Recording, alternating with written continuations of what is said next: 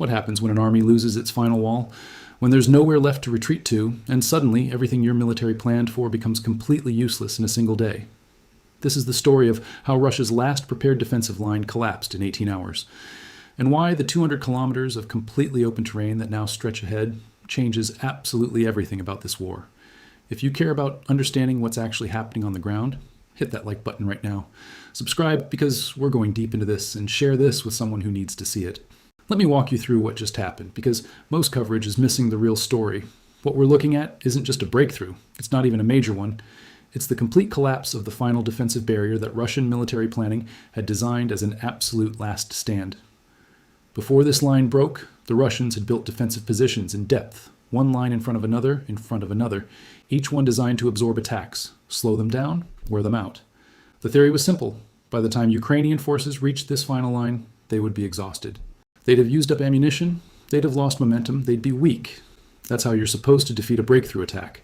You make the attacker bleed through layer after layer until they can barely move anymore. Except that's not what happened. Ukrainian forces didn't charge straight through every position like waves hitting a cliff. They did something far more sophisticated. They went around the forward lines using speed and maneuver instead of head-on assault. When they hit this final defensive line, they were fresh. They still had ammunition. They had momentum. They were exactly the opposite of what the Russians expected to face. And the line that was built to stop a weakened force couldn't stop a strong one. The collapse happened fast. We're talking 18 hours from the start of the assault to complete system failure. But the speed wasn't random. It tells you something crucial about what went wrong on the Russian side and what Ukraine got right. The assault began with something different from any previous Ukrainian attack in this sector. When Ukrainian forces had attacked before, they targeted the obvious things. The trenches, the machine gun positions, the artillery batteries. This time they went after something more lethal to a defensive line. They targeted command. They targeted the officers, the sergeants. They targeted the communication centers, the vehicles that connected all the individual soldiers to a unified command structure. Think about what a defensive line actually is. It's not just a bunch of soldiers in holes. It's a system. Individual soldiers need to know what to do. They need orders from their sergeants. Those sergeants need guidance from their officers. Officers need information from headquarters. Supplies need to be coordinated. Reinforcements need to be directed. Artillery needs to be called down where it's needed. All of that only works if the communication system and the command structure are intact. Ukrainian forces spent 12 weeks before this assault identifying where every Russian command post was. Every company commander position, every radio relay station. They mapped it out through signals intelligence. They listened to the radio networks. They located the vehicles. They built a complete picture of the nervous system that holds a defensive line together. Then, when the assault started, that's what they destroyed.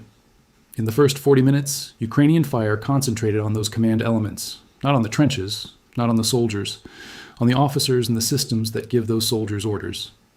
After 40 minutes of fire preparation, the physical defensive positions were still there. The trenches were still dug, but the system that made them work was broken.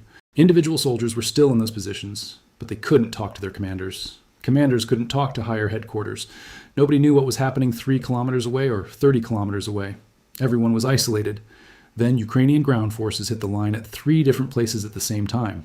This wasn't accidental. 3 simultaneous attacks create 3 different crises that a command system has to deal with all at once. When a defensive system is working, a general can shift reserves to the most dangerous spot. He can pull forces from quiet sectors and throw them at the breakthrough. But a defensive system that's been decapitated can't do that. The Russian defenders tried to send reserves to seal the breaches, but without effective command and control, those reserves were sent to the wrong places or arrived too late. By 6 hours into the assault, 2 of the 3 breaches had merged into one continuous whole. By 12 hours, Ukrainian forces had driven completely through and were behind the entire line. By 18 hours, the line had completely ceased to function as a barrier. Now you need to understand what comes next, because this is where the strategic implications get massive.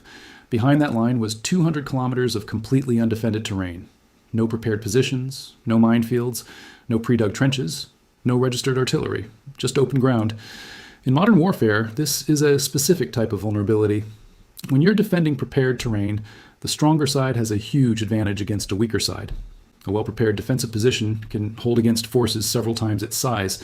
The fortifications themselves multiply your combat power. You can hold a line with fewer soldiers because the position does some of the work for you. Russia's entire defensive strategy in the east has been built on this principle. Russian commanders have always been outnumbered. The way they've managed that is by defending prepared positions that multiply their combat strength. But open terrain does the exact opposite. Open terrain gives every advantage to the side with superior mobility and speed. The force that's faster wins on open terrain. The force that can concentrate firepower quicker wins. The force that has better command and control wins. All the things that favor Ukraine. And here's the critical point. When Russian forces try to improvise new defensive positions in open terrain, they won't have months to prepare. They won't have engineering teams pre-registering fire. They won't have minefields laid with proper spacing.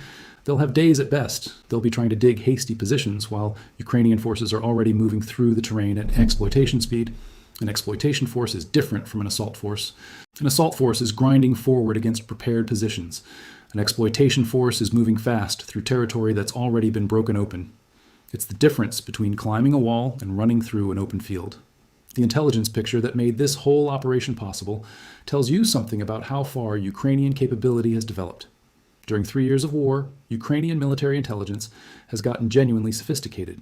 They've gone from a military that was defending against invasion to a military that's conducting precision operations against a larger enemy.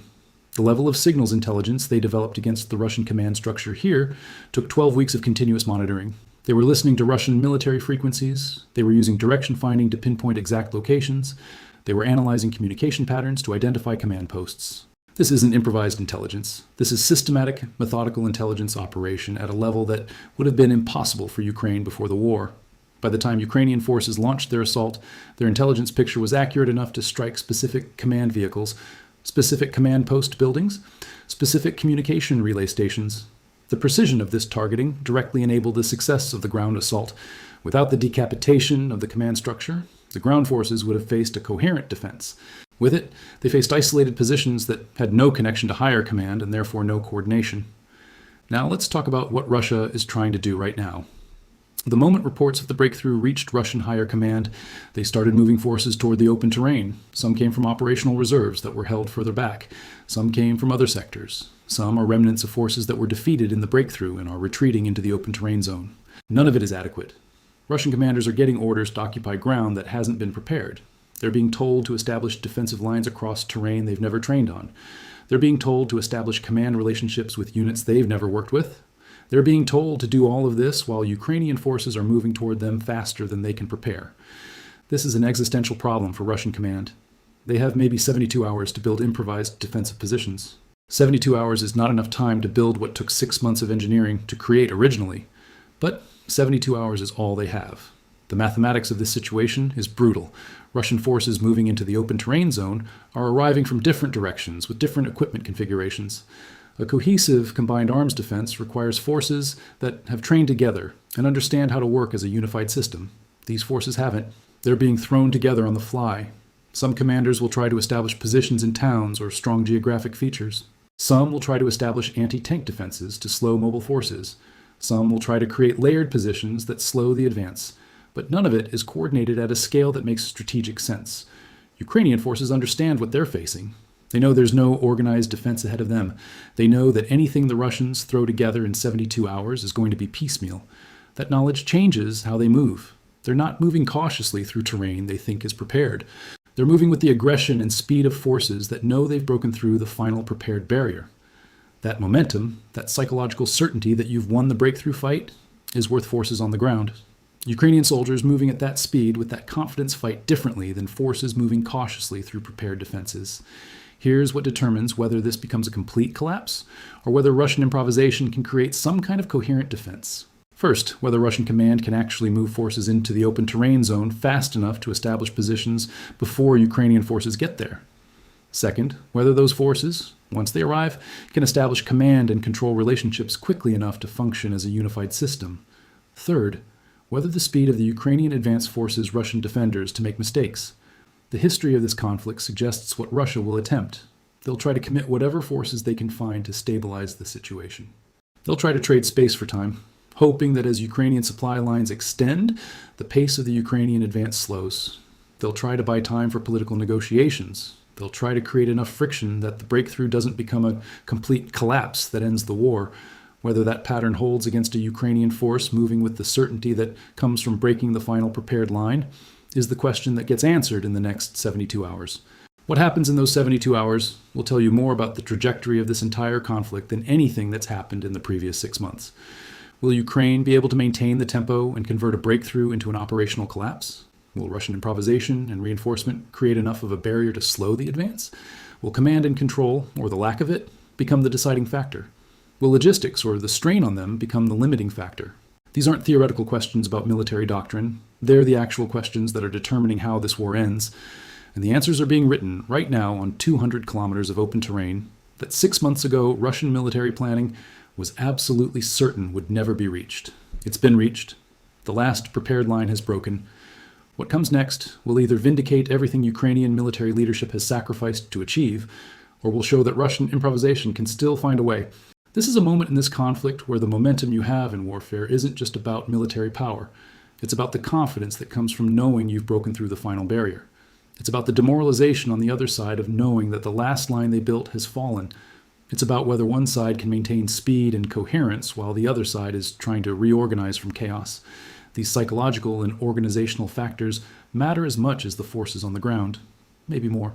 Subscribe if you want real analysis of what's happening in this conflict as developments unfold. Share this with someone who actually wants to understand the operational reality instead of just the headlines. Hit that notification bell because the next 72 hours are going to determine a lot about where this war goes. And let me know in the comments what you think happens next. Does Russian improvisation stabilize the situation, or does Ukraine break through into complete operational collapse? The answer is coming fast.